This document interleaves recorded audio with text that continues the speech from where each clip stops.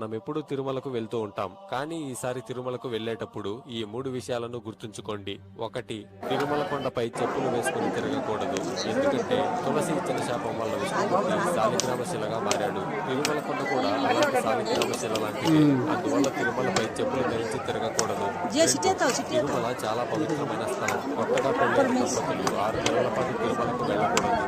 ఎందుకంటే తిరుమల మీద భక్తి తప్ప ఇంకేమీ మనసులో ఉండకూడదు. కొత్తగా పెళ్లైన దంపతులకి మనసులో కామవాంఛలు ఎక్కువగా ఉంటాయి. అందువలన కొత్తగా పెళ్లైన దంపతులు 6 నెలల పాటు తిరుమలకు వెళ్ళకూడదు. ఆ పద్మావతి వివాహం చేసుకున్న 6 నెలలకి తిరుమలకు వెళ్ళాడు. అప్పటి వరకు వెంకటేశ్వరుడు అగస్త్య మహర్షి ఆశ్రమంలో ఉన్నాడు. 3.